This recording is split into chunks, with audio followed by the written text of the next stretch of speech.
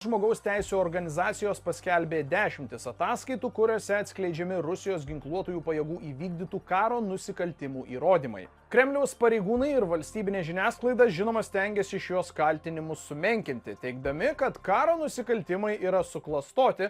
Очевидно, что вот этот страшный преступный фейк, сценарий был сфабрикован для того, чтобы оправдать очередной заранее подготовленный пакет санкций. Be to, buvusiuose okupuotose teritorijose aptikti žiaurumai, įskaitant Bučą, Charkivą, Chersoną ir kitus regionus, atitiko tą patį modelį. Masinėse kapavietėse rasta 10 civilių gyventojų, Rusijos okupuotose teritorijose užfiksuoti tokie nusikaltimai kaip žudimai, prievartavimai ir kiti. Perkeldami kaltę už karo nusikaltimus, kuriuos tariamai įvykdė Ukrainos kariai, Kremliaus šaltiniai bando nukreipti dėmesį nuo žiaurumų, kuriuos įvykdė pati Rusija ir konstruoja klaidingą abiejų šalių kaip lygiaverčių šio karo dalyvių suvokimą.